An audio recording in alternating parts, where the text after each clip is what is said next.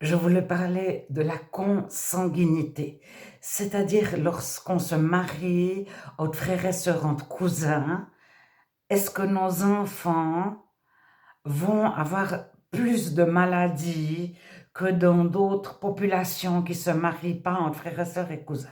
Alors, il y a ce que les scientifiques disent avec des statistiques. Il faut faire très attention si vous avez pris les mêmes cours de maths que moi, mais je pense que tout le monde a appris ça à l'école, que d'un graphique, si on ne le fait pas partir à zéro, par exemple, si on a 10 000 membres dans une association, puis qu'il s'en est ajouté 20 récemment, donc 10 000, ça représente ça. Je ne sais pas comment, pour que ça fasse droit. 10 000, ça représente ça. Mais 20, ça se voit à peu près pas par rapport à 10 000 sur un graphe. Mais si on fait partir le graphe à 10 000 et pas à zéro, puis qu'on met 20, mais les 20 personnes qui viennent de s'ajouter à notre association, on a l'impression visuellement que notre association a grandi en membres, qu'il y en a énormément qui viennent de s'y ajouter. Alors, je pense qu'on a tous conscience que les graphes qu'on peut lire à gauche et à droite, il y a toujours quelqu'un qui a décidé de l'échelle.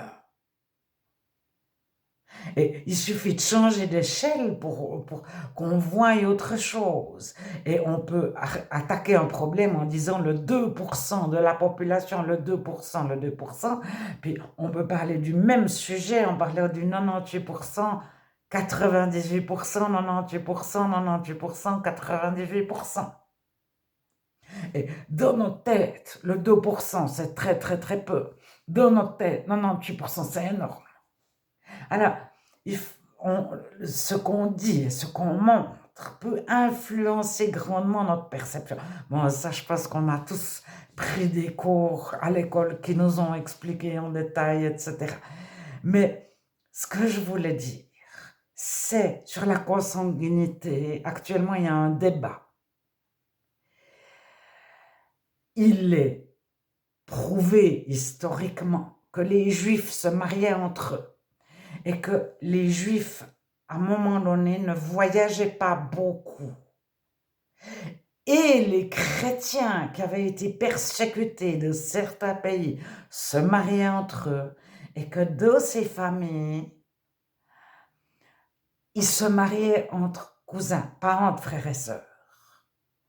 Mais à un moment donné, il y en a qui avaient formé des villages entiers. Ils se mariaient toujours dans le même village ou toujours dans les mêmes deux villages. Et petit à petit, ils avaient ça apportait des maladies, mais comme la stérilité. Mais Charles Quint, le roi Charles Quint, il a eu un territoire énorme, énorme, énorme, énorme. Il avait l'Europe entière quasiment.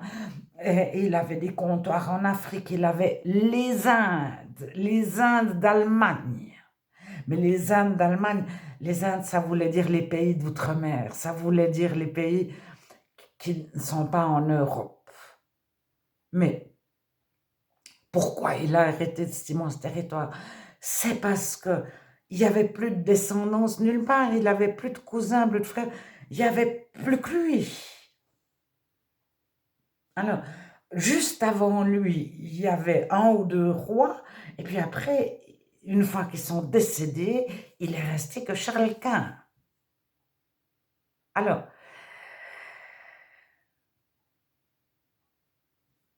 les lois dans la Bible n'existent pas sur la consanguinité, bien que je pense que les fêtes obligatoires une fois par année où tout le monde se retrouve, une fois par année, ça crée forcément des rencontres et forcément un mélange de population parce que tout le monde va au même endroit à partir d'endroits très différents et tous se retrouvent à un endroit et certains vont emporter avec eux une nouvelle belle-fille ou un nouveau beau-fils. Ou certaines filles vont repartir avec un bébé dans leur ventre. Alors, Rendez-vous en terrain connu de Frédéric Lopez avait suivi le peuple, un des peuples. Et eux, ils faisaient ça tous les 2, 3 ans, peut-être tous les 4 ans. Je ne sais pas à quel rythme, mais pas chaque année. Ils se retrouvaient tous au même endroit, ils faisaient une fête énorme et les jeunes hommes dansaient, venus de très très loin. Certains avaient fait des centaines de kilomètres depuis leur village. Et les jeunes hommes dansaient. Mais ils étaient grimés en jaune. Si vous retrouvez, si vous cherchez la vidéo, ils se mettaient de la couleur jaune, comme un fond de teint, mais jaune. Et les jeunes filles choisissaient le meilleur danseur, elles le prenaient à part, donc une jeune fille choisissait un danseur, elle le prenait à part, et le but, c'était qu'elle retourne dans son village enceinte de pères inconnus. C'est peut-être aussi pour ça qu'ils étaient grimés. Si elle le croisait 3 ans plus tard, sans maquillage, elle ne le reconnaissait pas forcément. Bon, je ne sais pas jusqu'à quel point elle l'avait vu avec une certaine lumière. Et elle se rappelait. Et le but avoué de ces rencontres, c'était le mélange de sang, qu'il n'y ait pas de consanguinité. Alors, à l'inverse, on sait que les métis mais les métis, un Norvégien blond, blond, blond, qui rencontre un Espagnol, après avoir vécu des générations, chacun dans son village, lorsque le Norvégien et l'Espagnol font un enfant, l'enfant aura plus de capacités intellectuelles et physiques normalement, c'est-à-dire ça se vérifie la plupart du temps, qu'un enfant qui n'a pas eu de sang mélangé. Donc ça, on le sait de génération en génération. Et il y a des personnes qui ont recherché à avoir des enfants métis pour que leurs enfants soient performants.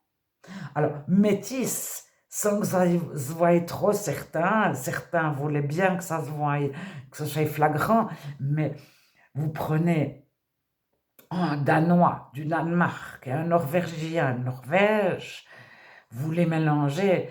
Alors, les Norvégiens et les Danois savent, parce qu'ils se reconnaissent entre eux. Il n'y a pas si longtemps, les Italiens du Nord reconnaissaient les Italiens du Sud à leur visage.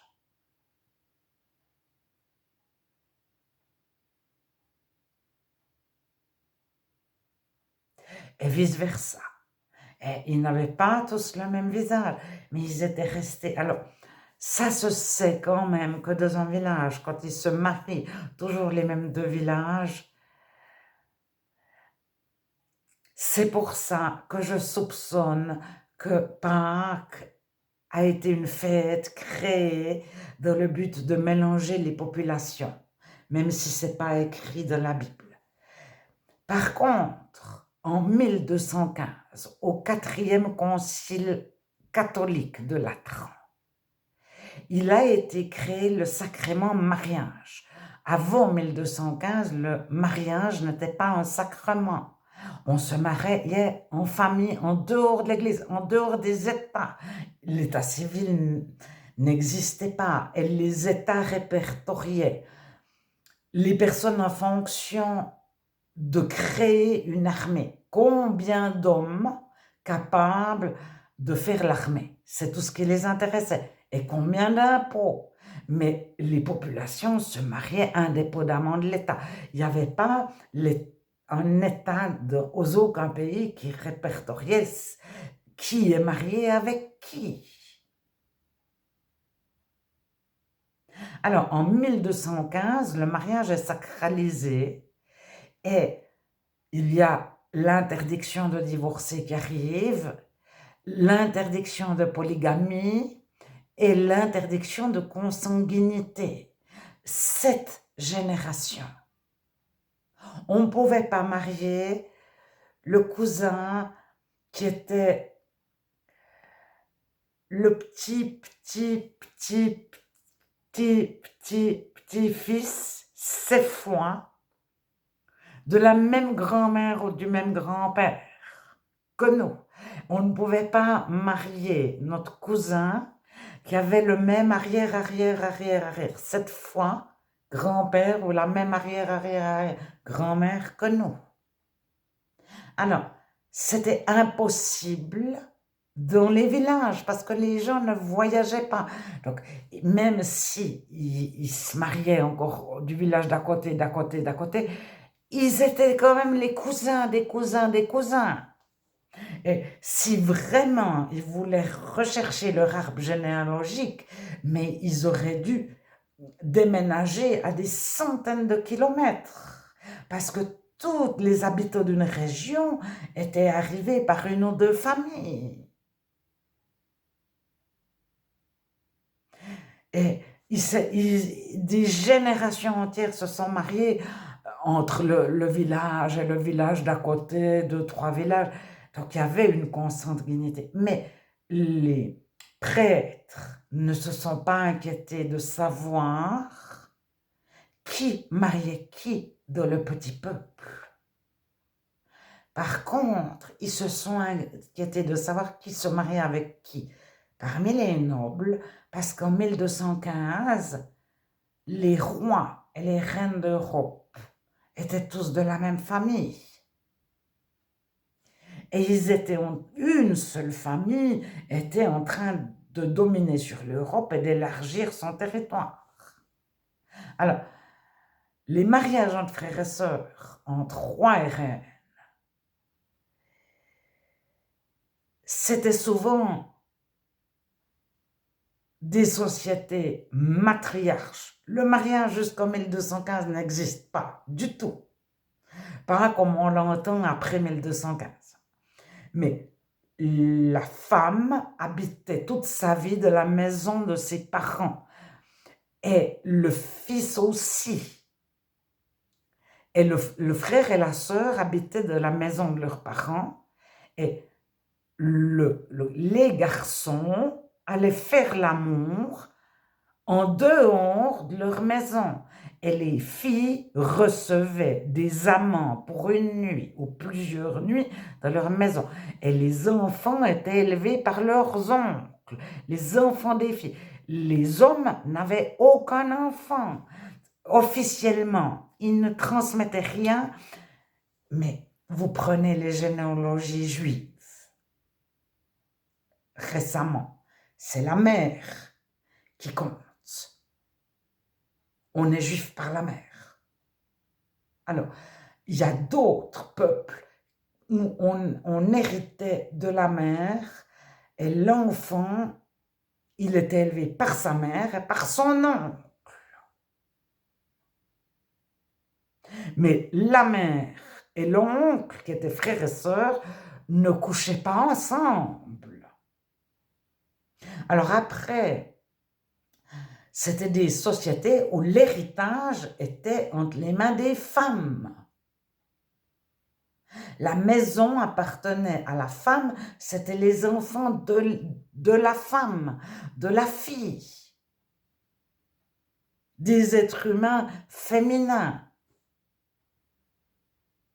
Alors, quand il arrive une société derrière qui est misogyne ou qui est patriarcale, elle voit la société qu'elle ne connaît pas avec ses acquis. Et elle dit, ah mais ceux-là, ils sont mariés ensemble. Pas du tout. Alors, c'est possible quand même que des fois, ils se marient en frères et sœurs. Mais la plupart du temps, l'héritage était à la fille, c'est elle qui avait des enfants et les enfants étaient celles de la fille et ils étaient élevés par la fille et les frères. C'est toute la maison et par leurs oncles. Et les oncles, ils allaient faire l'amour en dehors de la maison. Et ils n'avaient aucun enfant, ils ne reconnaissaient aucun enfant.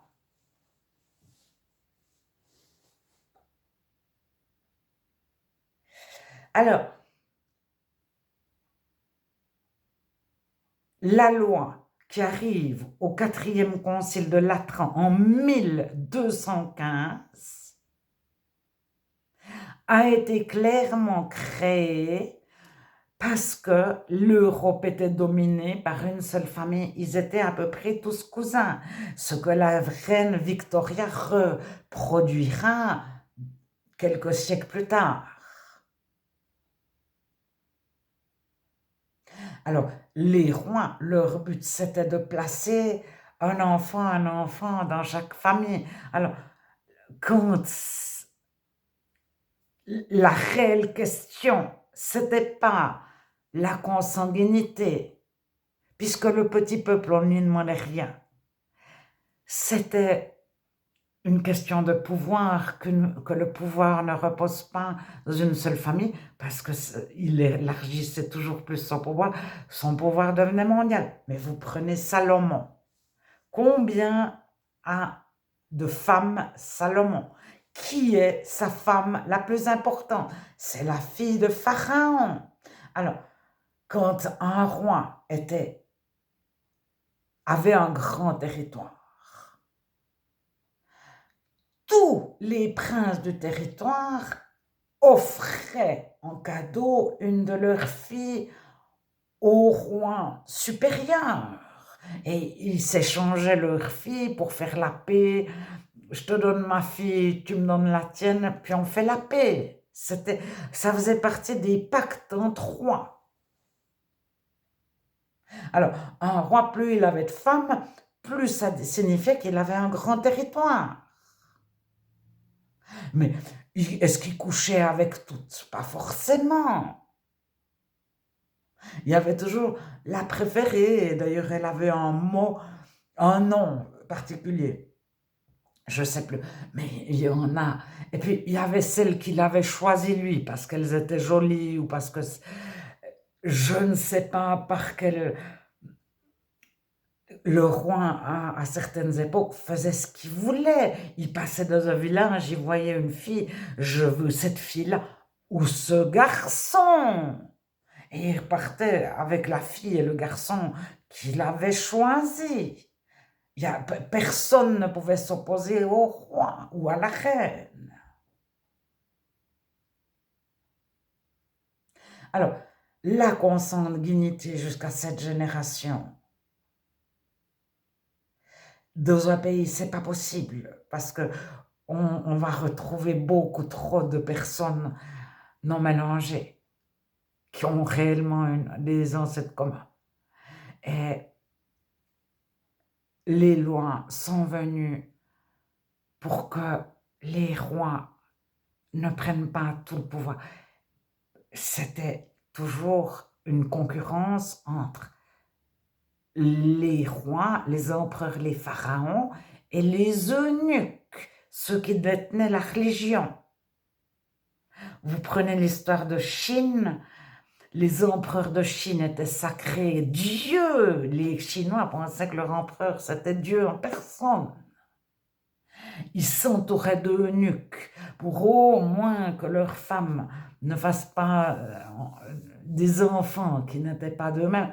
Mais il y avait une rivalité telle qu'à un moment donné, les eunuques ont gouverné plusieurs siècles. Sitôt que le roi avait 20 ans, ce pauvre roi, il mourait, à moins qu'il collaborait, puis qu'il se soumette, etc., puis qu'il bougeait pas d'une oreille.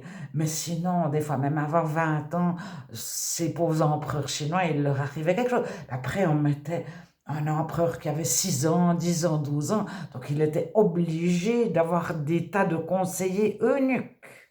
Et les eunuques s'entendaient avec les mères. Les mères qui avaient été enlevées à leur famille, qui se retrouvaient contre leur gré à la femme de l'empereur, ou qui avaient été données par leur père.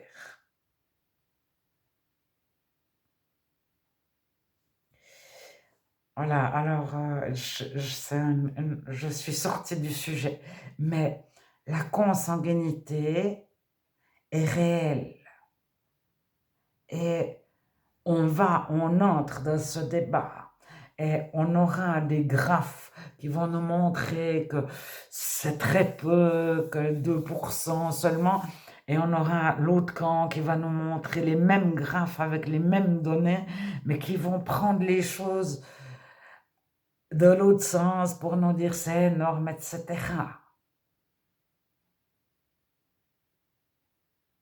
Alors, il y a quand même les 10 commandements à l'envers. Au lieu de dire béni soit celui, il y a maudit celui qui couche avec sa tante, avec son parent, etc. Et je pense que, je vais vous retrouver ça dans la Bible, mais je pense que ça a été édicté suite à des mariages entre cousins où il est arrivé trop de maladies.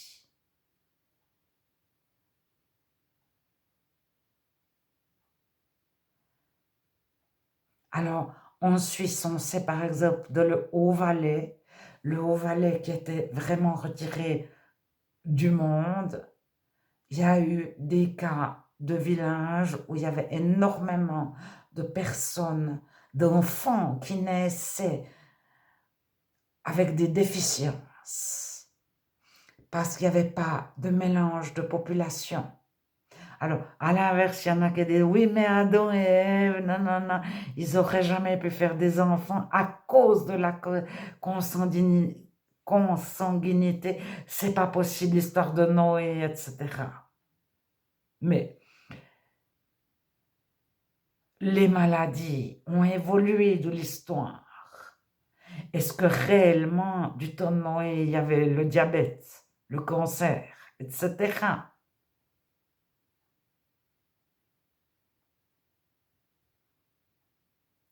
Alors, du temps d'Adam, c'était en Éden. Adam ne pouvait pas tomber malade au départ. Du tout. Il ne pouvait pas mourir.